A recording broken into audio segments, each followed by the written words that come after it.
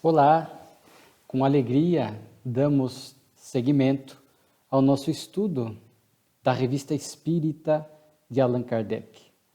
Hoje nós vamos estudar a revista de janeiro de 1864. Portanto, estamos iniciando o 7º ano da Revista Spirit, sempre com imensos aprendizados.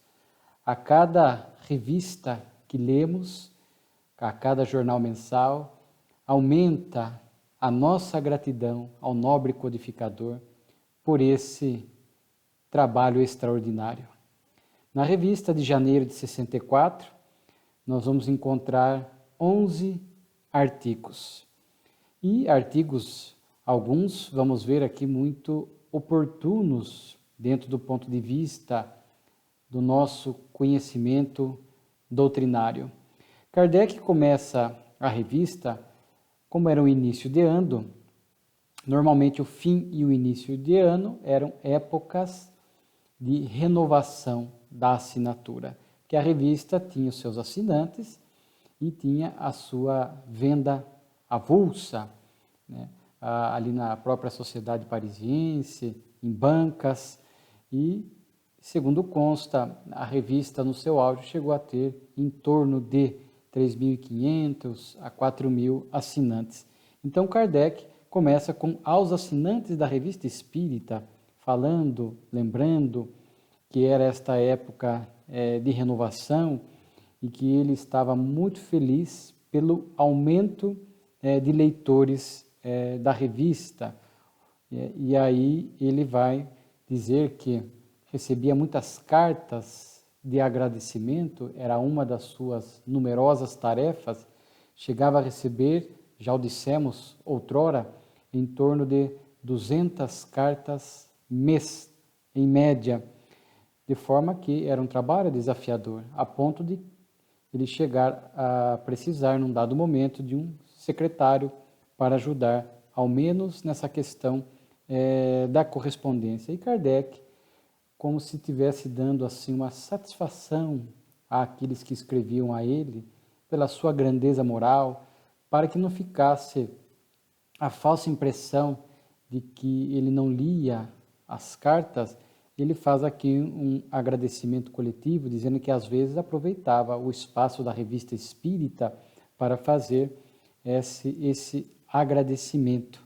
E aqui ele faz uma assertiva muito interessante, dizendo para os leitores, para esses que escreviam a ele, para aqueles que estavam se beneficiando moralmente da doutrina, que não deserdaremos da tarefa, por mais pesada que seja, e sempre nos encontrarão na vanguarda.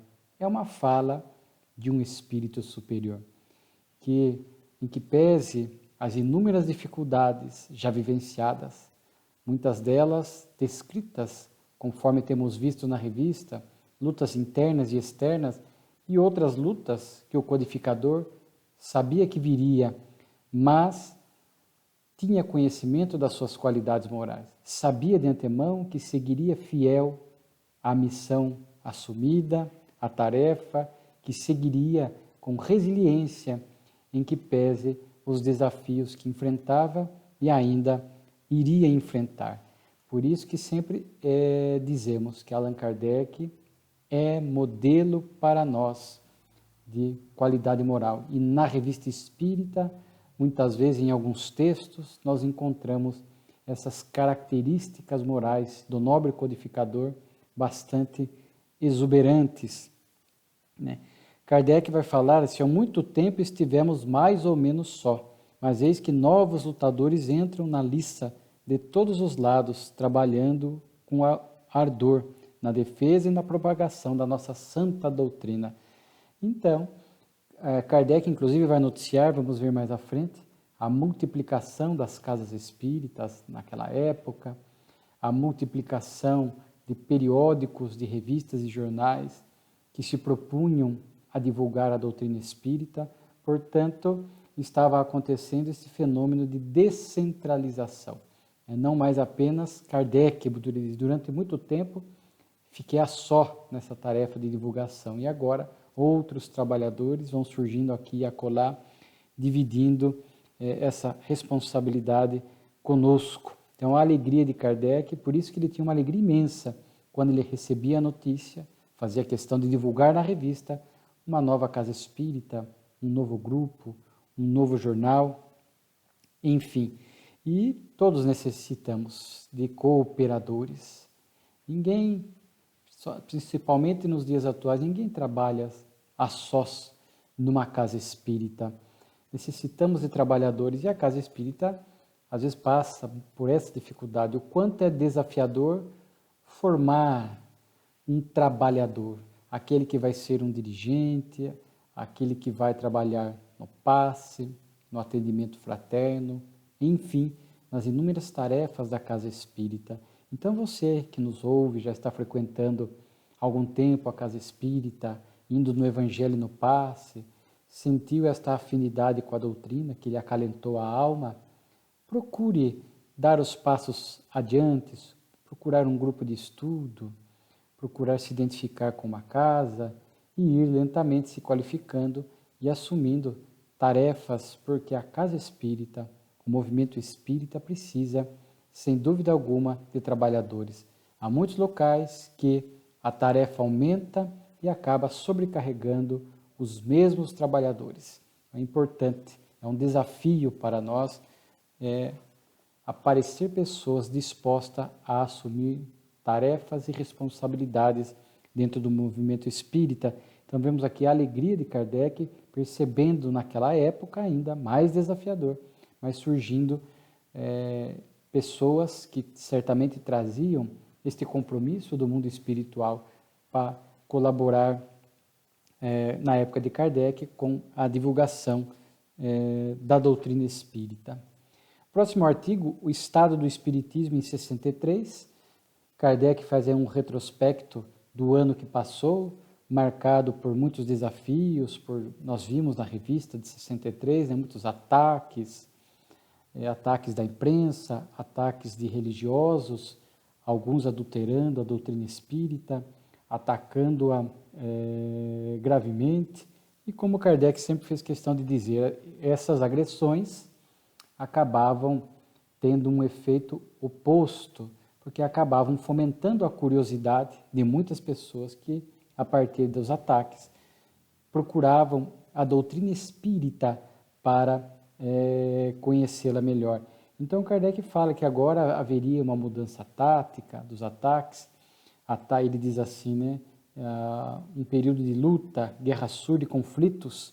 Lembramos que tivemos em dezembro de 63 essas comunicações espirituais com esses títulos, falando guerra surda, os conflitos, que surgiriam, infelizmente, esses pretensos adeptos que trariam muita dificuldade dentro do movimento espírita. Ainda hoje, enfrentamos aqui e acolá esses adversários que estão dentro do movimento espírita. Então, Kardec fala dessas lutas. E ele diz assim, de agora em diante, o objetivo será procurar todos os meios possíveis de comprometer o espiritismo. Então, surgiriam várias táticas para desarmonizar o espiritismo. E aí Kardec faz desacreditá-lo, e impedir os grupos de crescer e tal. Por isso Kardec recomendava que muitos viriam para ocupar-se de coisas estranhas, tratar de questões políticas ou de outras natureza a ponto de gerar discussões irritantes e de semear a desunião. Então vejamos o alerta de Kardec, que ele já havia feito em outros textos da revista, transportando para a nossa atualidade. Tomemos cuidado, porque ainda surgem na intimidade da casa espírita, de um grupo, do movimento espírita, infelizmente, pessoas que trazem essas questões irritantes, às vezes sintonizadas com obsessores que querem desarmonizar, causar desunião, e acabam trazendo para a intimidade da casa espírita essas questões irritantes, que nada tem a ver com a doutrina. Às vezes querem descaracterizar a casa espírita, trazendo temas ou práticas que merecem o nosso profundo respeito, mas não estão correlacionados com a doutrina, como às vezes a comunoterapia, cristais, apometria e etc. Repito, merecem o nosso respeito, mas não guardam correlação com a doutrina espírita ou questões políticas. Nós estamos aqui no ano de 2022, segundo semestre teremos uma eleição, né? É só para situar o contexto da gravação desse programa, porque às vezes muitos vão ouvir oportunamente, porque ficará disponível nas redes sociais. Então, sempre que 2018 foi muito desafiador para o movimento espírita, porque surgem essas polarizações, tentam trazer para a intimidade da casa espírita essas discussões políticas que geram discussões, divisões, antipatias, né? E são questões que, como Kardec já alertava, não diz respeito à doutrina. E que Kardec fala que seria muito importante, diante dessas lutas que viriam, a moderação dos espíritas. Então, moderação, ser uma pessoa moderada, refletida, calma, não agir por impulso, tomar cuidado com as discussões que não levam a lugar algum, só desarmonizam. Então, esse tem que ser o perfil dos dirigentes, dos trabalhadores espíritas, esta moderação para que, diante destas situações, saibam agir equilibradamente, mantendo a sintonia com a espiritualidade superior. Então, isso é muito importante. Então, Kardec vai falar que se utilizariam das táticas da calúnia. Então, cuidado, ainda hoje é uma tática, infelizmente, usada não só no movimento religioso, mas fora dele, o de caluniar as pessoas, né? Falar em verdades, atacar, às vezes, a honra do indivíduo. Né? E lembro-me de um caso com Divaldo, diante de uma calúnia, meio abatido, Joana de Ângeles, a nobre benfeitora, aparece, pergunta a ele, fala, mas fizeram uma calúnia contra mim, agradeça. Como assim? Agradeça. Se é uma calúnia, é mentira, não é verdade. Você queria que fosse verdade o que estão falando de você? E segundo, não partiu de você. Então, à luz da doutrina espírita, é preferível ser vítima, ofendido, do que agressor ou ofensor. Esse é o nosso compromisso com o bem. Chico, Xavier, Divaldo e tantos outros trabalhadores passaram por tantas situações de calúnia, vexatórias e souberam se manter fiel ao Cristo, à doutrina, que sirvam de modelo para nós. E Kardec, então, vai destacar aqui o crescimento dos grupos, naquela época, grupos particulares, que surgiam em casas, em ambientes domésticos, depois se fortalecia, ia crescendo e acabava se transformando em sociedades espíritas. Né? Era um contexto daquela época, daquele momento inicial do movimento espírita. Kardec enaltece aqui a importância do Livro dos Espíritos para os adeptos, né? E a gente sabe que ali no Livro dos Espíritos estão a base da doutrina, os pontos fundamentais, a partir desta obra básica que surge, que se desdobra nas demais obras do Pentateuco de Kardec, né? Então, é um artigo que ele vai fazendo, escaneando o ano anterior, identificando as lutas, as que viriam, e muitas dessas lutas é importante. Por isso, a atualidade da Revista Espírita ainda são lutas que, por conta das nossas imperfeições morais, ainda enfrentamos, infelizmente, na casa espírita ou no movimento espírita. Então, ele cita até locais onde pessoas, a população ainda são muito absorvidas pelos interesses materiais, tanto despreocupadas com religião, com espiritualidade, com transformação moral. Ainda temos, naturalmente, pessoas com esse perfil. A casa espírita está de portas abertas para estas, quando quiserem vir conhecer a doutrina. Normalmente, essas pessoas passam pelo sofrimento, pela dor, que as impulsiona a buscar uma religião para que ela possa se fortalecer, entender aquela dor, né? Kardec fala da transformação moral, do momento do planeta, o início da transição. O Espiritismo inaugura aquele movimento regenerador do planeta e havia naturalmente o avanço do pensamento humano. Isso nós vemos hoje também. Muitas pessoas buscando a doutrina para procurar entender situações inexplicáveis. E vão encontrar na fé racional da doutrina, na imortalidade, no intercâmbio, na reencarnação, principalmente, Kardec até destaca o crescimento da busca pelo entendimento das pluralidades das vidas, porque a reencarnação expressa, como dizem os benfeitores espirituais, a justiça divina. É a partir dela que passamos a entender inúmeras situações que acontecem conosco, e muitos, pelo avanço do pensamento humano, já não aceitam mais respostas vagas, respostas furtivas, como é um mistério, não nos cabe questionar. Algumas pessoas querem ir além e entender por que estão passando por aquela situação. E aí que Kardec vai citar, conforme havíamos dito, estes periódicos que estavam surgindo, Novos Trabalhadores, que também estavam abraçando a tarefa da divulgação da doutrina espírita. Ele fala de um periódico em Bordeaux, em Lyon, que era, junto com Paris, os principais locais na França, onde o espiritismo crescia muito. Inclusive, Kardec aqui fala que talvez em Lyon houvesse o maior centro espírita mais numeroso do mundo, La Vérité. Então, fala da Itália, de um órgão que estava surgindo, enfim. Então, Kardec faz aqui um escaneamento do movimento espírita, e muitas coisas ainda estão conectadas com as situações que vivemos na atualidade. E aí, o próximo artigo, muito, do ponto de vista da doutrina, muito importante.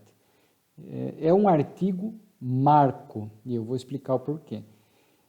Porque é o primeiro artigo que Kardec vai começar a se debruçar com mais profundidade a respeito dos fluidos. É o artigo Médiuns Curadores.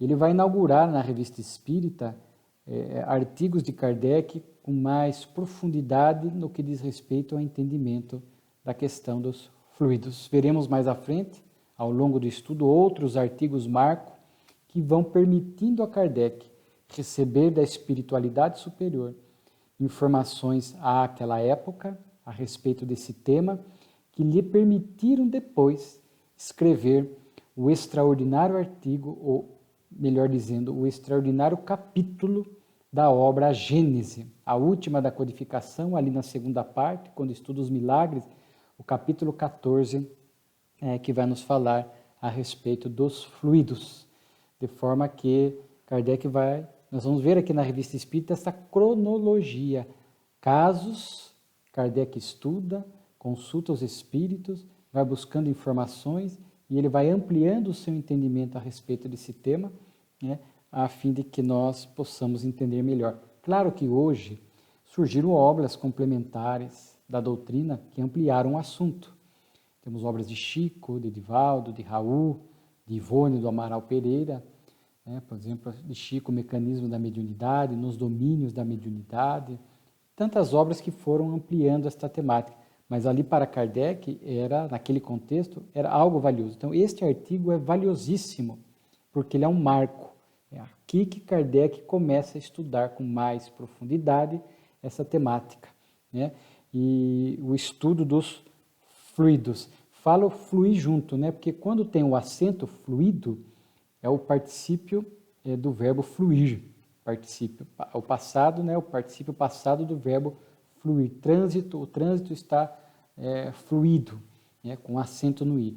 Sem acento, que é o que nós usamos, era muito usado. Kardec estava muito alinhado com a ciência da época, porque naquele contexto, fluido significava justamente a terminologia que se usava para designar algo que não se conhecia ainda a sua natureza, do que era composto. E por mais que nós estivéssemos estudando essa questão dos fluidos, ainda não se sabia com profundidade. Então, do que era composto, a sua natureza, os estudos estavam começando, conforme dissemos na doutrina, de forma que foi a palavra muito bem utilizada para Kardec. Hoje, a ciência atual usa, repito, sem o acento, fluido, para designar o estado gasoso e o estado líquido da matéria, porque são moldáveis, eles fluem numa forma diferente do estado sólido, né? Mas naquela época muito alinhado. Hoje em dia, naquela época nós vamos ver que magnetismo, que também se usava muito, alguns estudiosos chegam a divergir, mas na época de Kardec, Mesmer havia estudado, então falava-se muito dessa corrente magnética, desse magnetismo, falava-se, portanto, desse fluido, né? E de forma que eram nomenclaturas da época. Hoje a física quântica, nós podemos usar energia, que tudo é energia, são estados diferentes, né, da matéria. Então, esses estados diferentes, energia mais densa, energia mais quintessenciada, tudo é energia no universo em estados diferentes. Não do ponto de vista da física quântica, daí é um conceito de energia diferente, energia cinética, etc. Né? Mas então Kardec estava muito alinhado. E é interessante aqui o contexto, porque Kardec recebe uma carta de um espírita de longa data, era um oficial de caçadores, e ele narra as experiências lá no seu grupo espírita, do qual ele participava, experiências de cura através dos passes, da imposição de mãos. Então, ele chama o que é a mediunidade curadora. Então, ele diz que curou uma nevralgia violenta com 5 minutos de imposição de mãos. Ele curou depois uma hiperestesia aguda, né? Recebeu diariamente 15 minutos de emissão fluídica e houve uma melhora. Cuidou de um epiléptico, né, que ficou 35 dias recebendo passe, conforme a gravidade da doença, a intensidade, naturalmente, às vezes necessitava de mais tempo. Né? Então ele vai descrevendo, e que ele sentia, porque ele era certamente um dos médiums curadores, ele sentia um fluido exterior o invadir. Passava pelo seu corpo, sentia aqui nas mãos e saía pelos dedos e pelos braços na direção do enfermo. Então ele escreve esta carta a Kardec. Kardec lê a carta na Sociedade Parisiense de Estudos Espíritas, o que habitualmente ele fazia, diante de fatos que ele antevia a possibilidade de extrair lições doutrinárias valiosas. E aí que é uma beleza esse artigo, porque ele vai receber 2 comunicações espirituais. Uma mais conceitual, técnica, e uma outra mais no campo moral. A primeira, mais técnica, nada mais, nada menos que o espírito Mesmer, né? Que a gente sabe que Mesmer estudou muito o magnetismo. Kardec estudou também o magnetismo de Mesmer, né? E agora Mesmer, espírito, vem trazer esta orientação, e basicamente aqui vale a pena, sempre recomendamos a leitura da revista, que aqui é uma síntese, mas Mesmer vai falar coisas, praticamente assim, 4 pontos nos chama a atenção. Primeiro, a vontade para mobilizar este potencial de curar ou aliviar a dor alheia. Então sabemos que a vontade é um dos potenciais, né, uma das potências da alma, e de forma que este ato, esta vontade de querer, né, a vontade, muitas vezes aqui no caso, de ajudar o enfermo, esta vontade intensa produz, então, aciona esta possibilidade de curarmos, né? De mobilizar os fluidos ou essas energias que nós temos, que os espíritos têm, veremos aqui. Então, Mesmer fala, importante aqui, a vontade, o desejo de servir, de aliviar, de curar a dor alheia. Segundo, ele vai dividir, aqui ele vai usar a expressão fruto, em animal e espiritual. O primeiro, alguns usam hoje, né, o fluido magnético animal, o fluido animal, né, que é do encarnado. Então, o que Mesmer está falando temos os fluidos do encarnado. Hoje nós sabemos que, inclusive Kardec vai citar, depois ao longo da Revista Espírita, fluido perispiritual, que é da nossa emanação perispiritual, refletindo a nossa evolução. Nós temos o fluido vital, que muitas vezes os espíritos vão utilizar quando necessitam agir mais diretamente no corpo físico em determinadas circunstâncias. Eles podem se valer mais do nosso fluido vital do que do nosso fluido perispiritual. E a gente sabe que há estudos hoje, do qual eu pactuo, que temos também o ectoplasma. que alguns estudiosos dizem que é o fluido magnético animal, o ectoplasma, que nada mais é do que uma transformação através do, se não me falha a memória, do citoplasma, uma transformação, uma transmutação do vital, do fluido vital, que acaba se transformando em ectoplasma, que produz os fenômenos de efeitos físicos e muitas vezes também atua nos casos de cura. Então o encarnado tem esses fluidos e existe o fluido espiritual, proveniente dos espíritos e do mundo espiritual, da natureza, por exemplo. Os espíritos se utilizam desses recursos para auxiliar em prol dos encarnados. Veremos, só para não perder a oportunidade, na Gênese Kardec fala que é impossível classificar, enumerar todos os fluidos, porque eles são incontáveis, inúmeros, não conhecemos, estamos longe de conhecer todos. Então aqui são algumas conceituações que são trazidas para que a gente possa ter um entendimento melhor da situação. E Mesmer finaliza falando da prece, que a oração também é diz ele aqui, um outro gênero de fluido ou de magnetismo, que ao orar nós geramos uma corrente magnética em prol de uma outra pessoa ou de um espírito, né? Então gera uma corrente fluídica que chegará até essa pessoa e que muitas vezes pode ser utilizado pela espiritualidade superior. Porque lembrando da Gênese, embora para nós seja impalpável, os fluidos para os espíritos, eles podem, pelo poder do pensamento, pela vontade, né? Pelo conhecimento, eles podem aglutinar, dispersar, combinar, formar fluidos mistos dos encarnados e do mundo espiritual ou dos espíritos, formando, digamos assim, energias específicas para situações específicas, né? Então é bem interessante nós entendermos isso. E depois a comunicação de Paulo, também é mais curta, mas era mais falando para os médiuns curadores, estendemos aqui aos passistas da Casa Espírita, as virtudes imprescindíveis para a tarefa, né? Fé, desinteresse e humildade. Fé porque nós precisamos confiar. Para mobilizar a vontade, que Mesmer falou, nós temos que entender o mecanismo. Por isso a importância da qualificação. Não basta apenas boa vontade. Numa situação ocasional de emergência, as pessoas perguntam, uma mãe que nunca deu passe, é espírita, recebe passe na casa espírita, diante do filho doente e gravemente enfermo, pode orar, impor as mãos e dar um passe? Claro que pode. É uma situação excepcional, ocasional, de atendimento emergencial. O que não se recomenda é que habitualmente as pessoas sem qualificação deem passes. Mas numa situação dessa, é claro que é possível.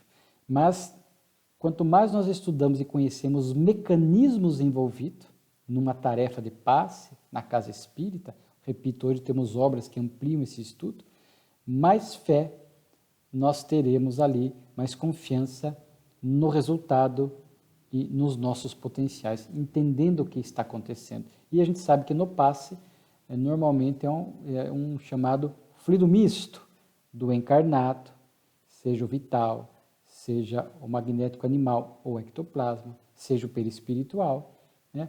Combinado com o da espiritualidade dos espíritos, dos próprios, os fluidos do próprio espírito, ou, se necessário, da natureza, quando eles vão buscar recursos, florestas, a natureza, dali extraindo também fluidos, energias da natureza que auxiliarão na situação.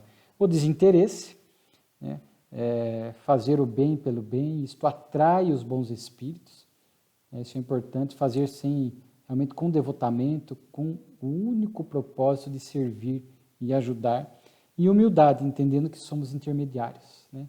E isso é um antídoto contra o orgulho, né? Porque há médiuns curadores, passistas, que se acham orgulhosos como se toda a tarefa partisse dele, dependesse dele. O médium é importante, mas estamos ali como mero intermediários.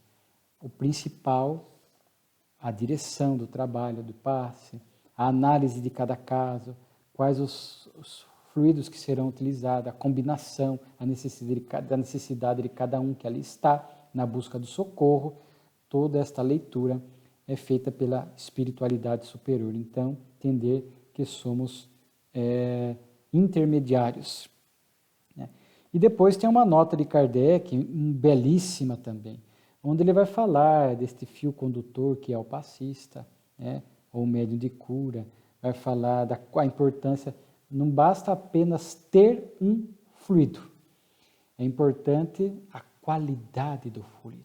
Inclusive nós vamos ver um caso aqui de obsessão, onde um mau fluido fortalecia o obsessor e não ajudava em nada o obsediado. Olha que interessante. Então Kardec vai insistir muito nessa questão, né? Vai falar daquelas pessoas que agem sem o concurso dos espíritos, que ele chama de magnetizador, né? Que tem uma capacidade de produzir um quantum de fluido, às vezes produzem fenômenos, entortam talheres, podem produzir curas, mas mais lentas as curas, porque normalmente o fluido do encarnado ele é de uma qualidade inferior do que dos espíritos.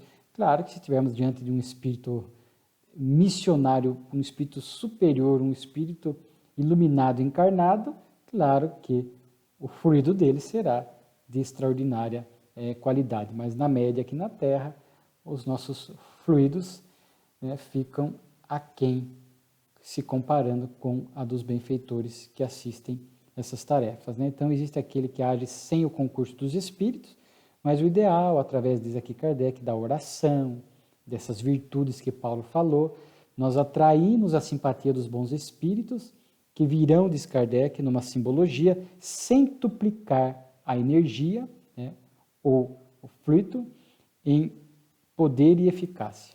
Então, se nós estamos diante, num passe de uma pessoa profundamente necessitada e que tem mérito para uma cura, ainda que a doença dela seja grave naquele momento, e ainda que o passista tenha uma energia limitada para aquela situação, os espíritos podem potencializar.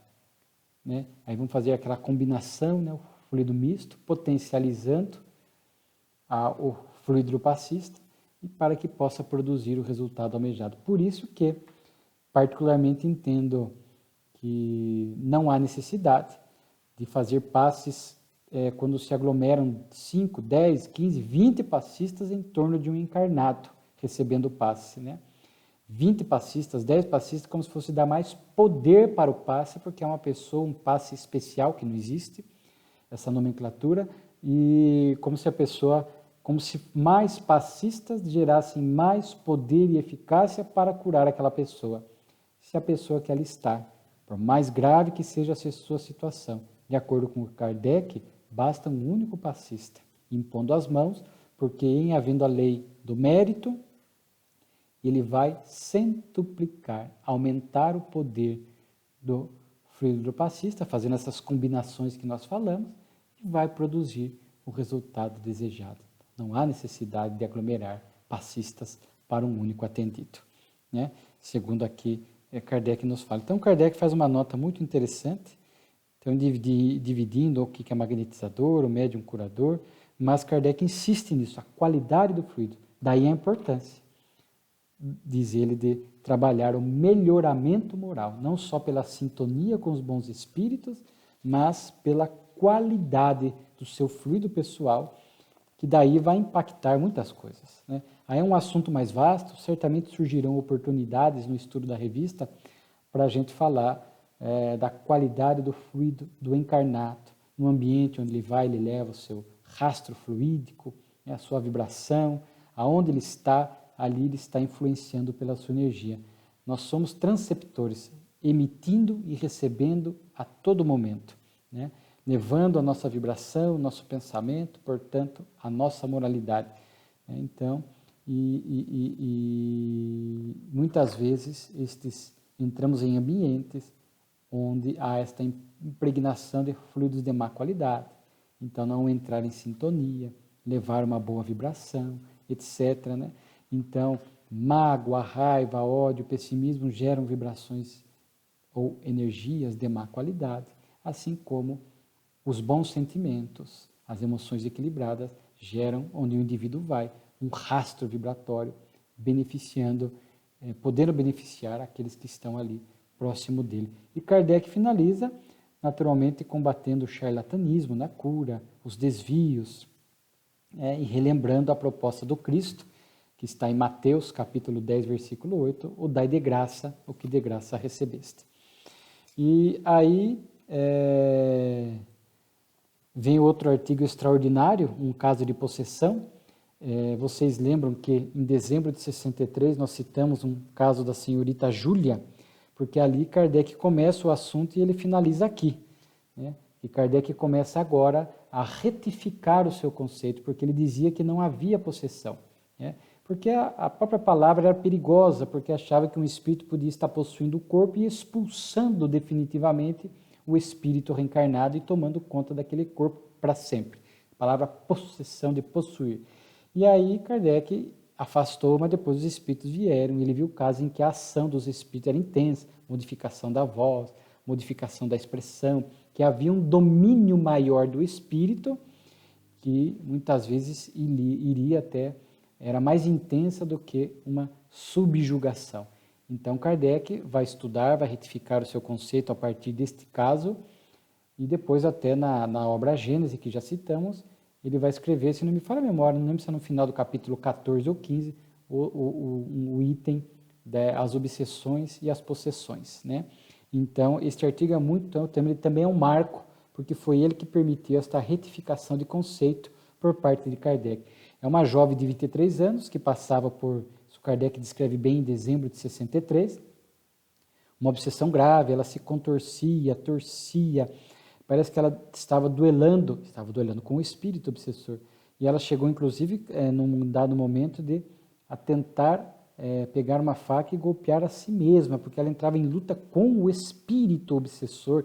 Então, era uma situação de muito sofrimento para essa jovem, que uma família espírita tomou conhecimento, porque os conceitos médicos convencionais da época eram incapazes para explicar isso. Inclusive, Kardec esteve visitando e se deparou, viu ela tendo este surto obsessivo, e Kardec então fala que depois de um tempo ela obteve a cura, né? Mas Kardec descreve o quadro dela, realmente só de ler aqui nos sensibiliza, eram crises apavorantes que por vezes duravam horas e se renovavam várias vezes ao dia, porque o nome do espírito depois descobriu-se era Fredegunda. Eu pesquisei o nome Fredegunda, não sei se é a mesma, mas existem uma que foi, nós até anotamos aqui, ela foi casada com um rei, né? Era uma serva que mandou matar a esposa do rei e casou com o rei Quilpérico I, que era um rei francês e tal, isso no século VI, VII, e talvez seja esse mesmo espírito, Fredegunda, é um nome meio incomum, mas Kardec aqui então vai descrevendo o sofrimento dela. E aí este artigo é belo, porque nós vamos entendendo as terapêuticas espíritas, né, onde Kardec aqui deixa muito claro. Primeiro Kardec começou a acompanhar o caso e ele recebeu muita orientação espiritual. E aí, primeira coisa que o espírito, que é um dos espíritos que ajuda aqui, é Hahnemann. Vejam só, grandiosos espíritos ajudando. E a primeira coisa que Hahnemann fala, né, que era preciso cessar o passe de um moço que estava indo na casa, que era uma pessoa sem conhecimento e sem moralidade. Era uma energia de má qualidade. E que por lei de afinidade, era uma energia grosseira, se sintonizava, se afinizava mais com o obsessor do que com o encarnado. Então o moço ia lá dar um passe, mais fortalecia o obsessor do que ajudava a Júlia. Kardec pôde ver isso, inclusive chamou a atenção do jovem e tal, e foi a primeira recomendação dos espíritos, cesse, né, isto. E depois tem uma comunicação de Erasto, que também veio colaborar no caso, sensível que ficou a situação, e ele fala, portanto, que era necessário um passista moralizado, para que pudesse levar uma energia de boa qualidade para ajudar a fortalecer a jovem a sair dessa sintonia. E depois é falado que, como era um caso grave de obsessão, era sempre importante, através da oração, pedir, evocar a ajuda dos espíritos superiores. E nesse caso era preciso um espírito muito superior. Inclusive Erasto sugere o nosso curadar, uma alma doce, suave, amorosa. Então, a partir de tudo isso, culminará na solução do caso de Júlia. Junto com isso, a evocação de Fredegunda. Existe aqui na Revista Espírita, Palestras de Além Túmulo, 2 evocações de Fredegunda, num primeiro momento bem refratária, inclusive tentando negar a identidade, não tinha nem condições de pronunciar o nome de Deus. Kardec até registra isso, que alguns espíritos malévolos são incapazes de escrever ou falar o nome de Deus, às vezes balbuciam, travam, não querem, não conseguem, né? E Fredegunda, acontece isso com ela. E depois, no segundo evocação, ela já estava um pouco melhor, reconhece a sua identidade, né? Fala que ela vinha muitos séculos sofrendo por tudo que ela fez, talvez remetendo àquele personagem que eu citei, de Fredegunda, casada com o rei que eu mencionei, e que ela estava muito esquecida, sofrida, ninguém lembrava dela. Então a obsessão, a atuação sobre Júlia foi um meio de chamar a atenção para que ela pudesse receber um socorro espiritual. Só que Júlia não era por acaso, porque Júlia, diz ela, foi um dos séquitos, né, dela, por isso que a similaridade com a história, então nos parece, chamada Hildegard, né? Então ele identifica a Júlia. Então ela é evocada, reconhece, arrepende-se, deseja, consegue orar e deseja ali uma nova reencarnação. E Kardec também vai falar da importância da transformação moral. Então, nós vamos perceber aqui, na própria comunicação de Erasto que eu citei, ele fala da importância dessa dupla ação, terrena e extraterrena. Terrena, a oração, a transformação moral. Porque mesmo que o espírito não seja esclarecido na reunião mediúnica, que é uma outra ferramenta que a Casa Espírita oferece, o passe de boa qualidade, como foi sugerido, tudo isso são ferramentas para ajudar nos casos de obsessão. Mas mesmo que o espírito não seja esclarecido, não queira, porque há casos de espíritos que demandam muito tempo para serem orientados, para se arrependerem do que fazem, o mais importante é a transformação moral do indivíduo, do obsediado. Porque ao se transformar moralmente, ao procurar mudar o comportamento, o pensamento, procurar se tornar uma pessoa melhor, mais útil, praticar o bem, sai da faixa de sintonia.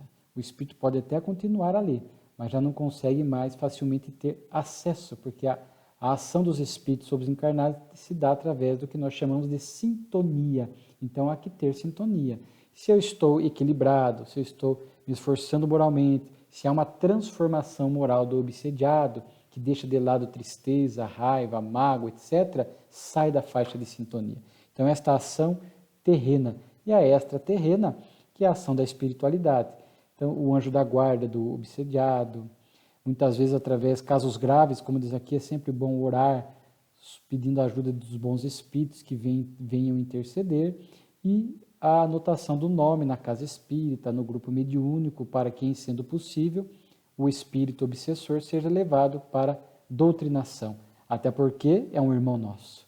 Nós não queremos simplesmente afastar o espírito sem nos preocuparmos com o seu destino, o que acontecerá com ele a partir dali. A doutrina espírita nos conclama a esta amorosidade, com os dois, com o encarnado e com o desencarnado, que é o modelo de Jesus.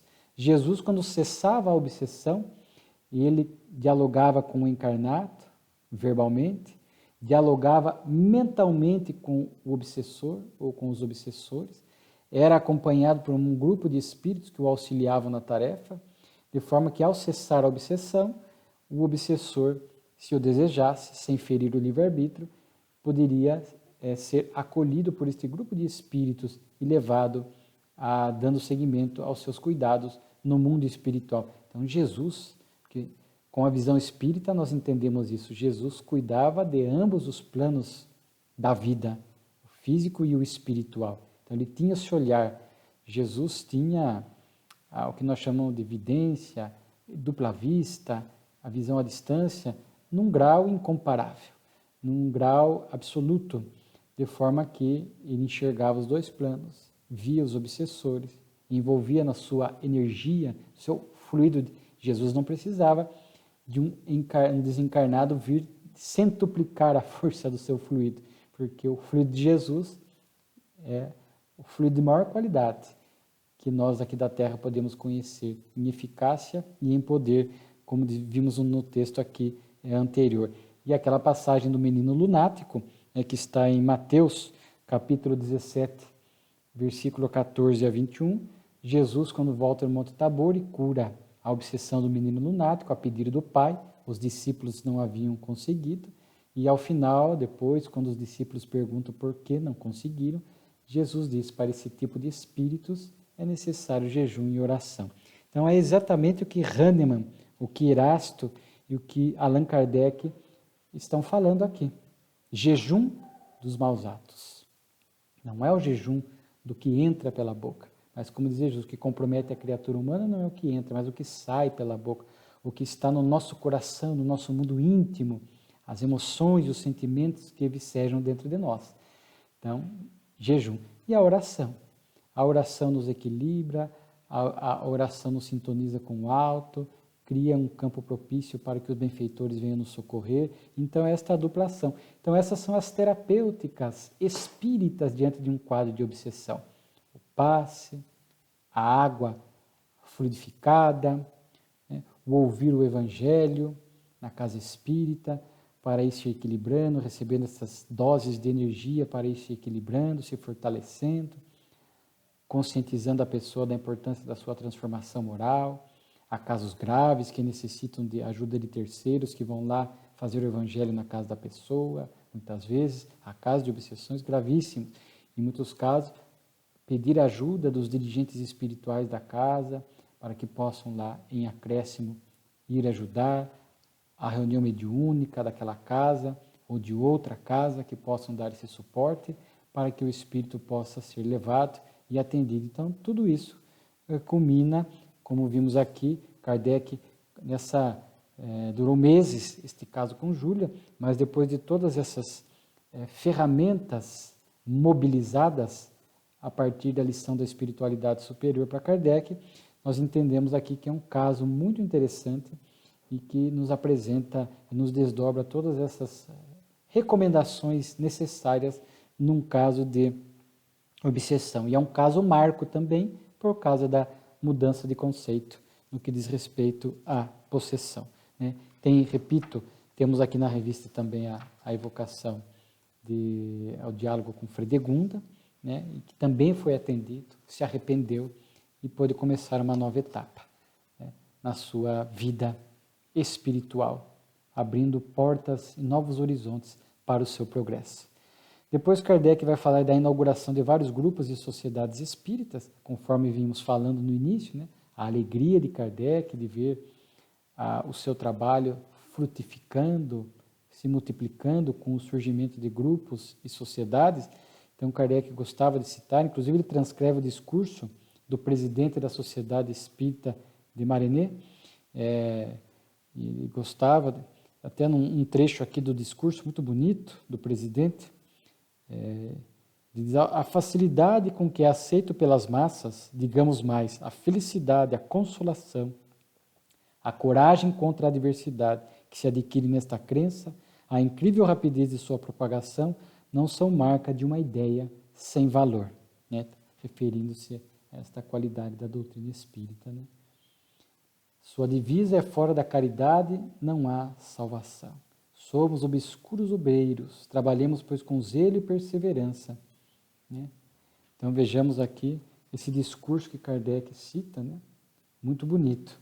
E depois Kardec vai falar também de Lyon, que acaba de constituir um novo grupo em condições especiais, né?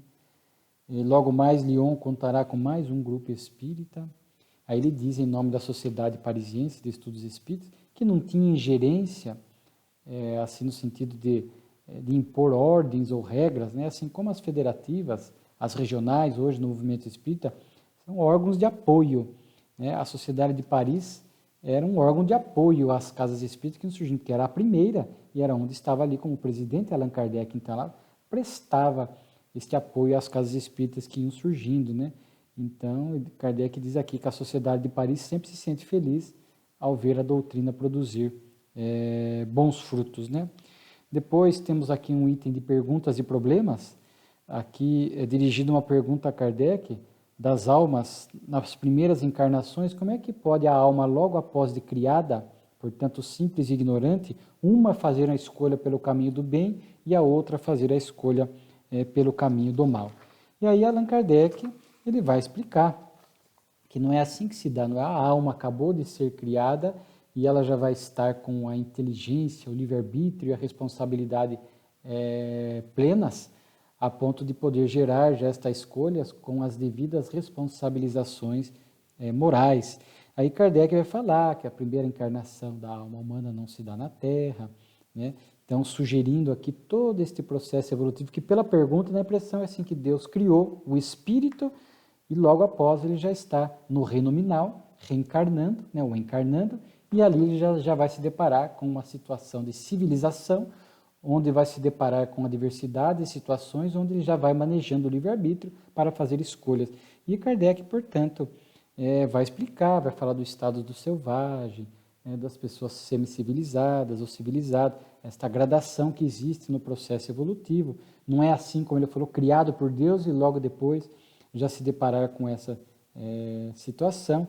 Kardec, ainda na sua generalidade, ele chega a dizer que a alma não pode ser responsável de primeiro momento pelos seus atos, talvez só após a centésima ou a milésima reencarnação, né?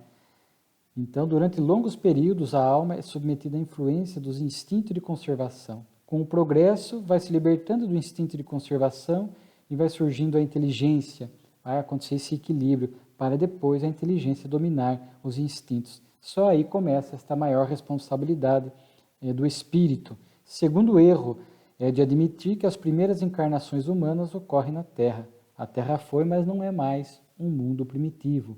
Os nossos selvagens estão em progresso. Então, o que Kardec está trazendo para nós é esta noção do processo evolutivo, que hoje, com as obras que surgiram após Kardec, mas fiel às bases da doutrina, A Caminho da Luz, de Chico, pelo Espírito Emmanuel, Evolução em Dois Mundos, também a mediunidade do Chico, Espírito André Luiz, nós vamos estudando e entendendo outros espíritos, Joana de Ângeles, Filomeno de Miranda, Camilo. Nós vamos entendendo hoje esse processo evolutivo que não é tão simples assim. Por isso que Kardec simbolicamente fala somente após centésimas ou milésima reencarnação. Hoje nós sabemos que o espírito é o ser inteligente da criação, mas ele não é criado inteligente. Ele é criado espírito, é princípio espiritual, fascículo de luz, né? Princípio inteligente, e aí passará pelos reinos inferiores da criação, reino mineral, vegetal, animal, não temos tempo aqui, seria um seminário, cada reino com suas características e gerando potencialidades ou experiências necessárias que são ao princípio espiritual, para depois atingir o reino nominal, onde há o pensamento contínuo, a moralismo, o senso moral, daí surgindo gradativamente a responsabilidade.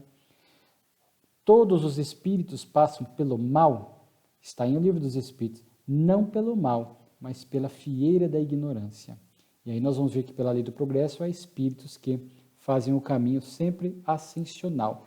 E eles citam o caso de Jesus, e até na revista Espírita nós vimos aqui, acho que em outubro de 62, um espírito chamado Arsène Gautier, que era um desses espíritos que estavam fazendo esta linha ascensional, o que é exceção, mas acontece.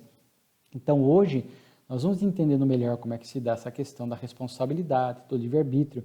Uma pessoa, um selvagem, não tem a mesma responsabilidade espiritual de uma pessoa civilizada. Uma pessoa, um ser que está na terra aqui ainda, selvagem, canibal, que mata alguém para se alimentar, não tem a mesma responsabilidade espiritual de um ser civilizado que mata alguém no momento de um assalto, que mata alguém numa determinada situação. Há gradações de responsabilidade de acordo com a maturidade do espírito. A quem mais foi dado, mais será pedido.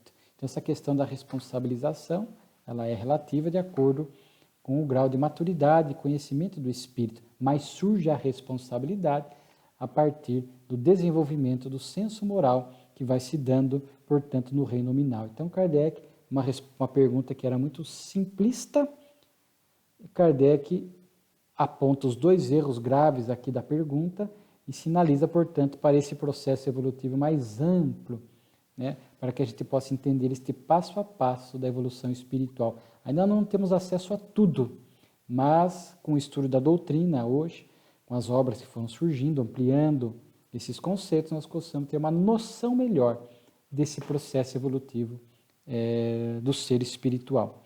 Depois temos o artigo Variedades, onde Kardec simplesmente faz questão aqui de citar, ele encerra a revista com 4 artigos na seção Variedades, que Kardec gostava de citar fenômenos espirituais ou temas espíritas, né, entre aspas, que eram afirmados por escritores antes da doutrina espírita, né, para mostrar que a ideia espírita, por serem leis divinas, já faziam parte da humanidade, que os fenômenos espirituais não surgiram com o espiritismo. Então, aqui nesses artigos, Kardec vai citar uma carta que Camille Flammarion compartilhou com ele, onde Bernard Le Bovier de Fontenelle, que foi um astrônomo no século XVII e XVIII, antes de Flammarion, já se viu diante de um fenômeno de tipologia, de pancadas produzida pelos espíritos. Então, bem antes da doutrina, esse fenômeno espiritual. O outro, Santo Atanásio, espírita sem o saber. Kardec cita uma passagem tirada de Santo Atanásio, né, que era um dos pais da igreja grega, onde ele fala: a alma não morre, mas o corpo morre quando ela dele se afasta. A alma é para si mesma seu próprio motor. O movimento da alma é a vida. Mas muitas vezes, quando o corpo jaz imóvel e como que inanimado, por exemplo, o sono, né, Kardec vai citar isso, ela fica desperta por sua própria virtude e, saindo da matéria, posto que a ela, ainda ligada, concebe e contempla existências além do globo terrestre. Então, o desprendimento parcial da alma, que se desconecta do corpo e tem as vivências espirituais durante o sono. Então, Santo Atanásio já tinha essa percepção, né? Esse conhecimento. Kardec cita aqui um extrato da opinião nacional da Polônia, onde também fala do intercâmbio espiritual. Kardec chega até a dizer: a ideia espírita atravessa tudo, porque mesmo num artigo político, de caráter político, é dito que Francisco José evoque a sombra de sua avó, que peça conselho a Maria Teresa, alma sofredora, perseguida pelo remorso da Polônia. Certamente são personagens que têm um contexto na Polônia da época, mas já falando de intercâmbio. E, por fim, um espírito batedor no século XVI. Kardec cita aqui uma história de 1518, onde um espírito, durante 15 dias, através de pancadas e barulhos, fazia barulho numa casa e depois descobriu-se que ele estava vinculado a um jovem. E o dono da casa manda esse jovem ir embora e o fenômeno cessa. Então, Kardec fala que, evidentemente, o jovem era o médium de efeitos físicos que permitia a produção desse fenômeno. Então, Kardec fazia questão de citar historicamente esses fenômenos, a ação dos espíritos antes do espiritismo, que é uma lei natural. Desde que o homem está na Terra, há o intercâmbio. O espiritismo apenas trouxe luz, conhecimento, ética e disciplina para que a gente possa entender e melhor se portar diante desta lei natural da vida, que é o intercâmbio espiritual. Que riqueza a Revista Espírita, né? Quanta coisa nós pudemos aprender aqui em janeiro de 64.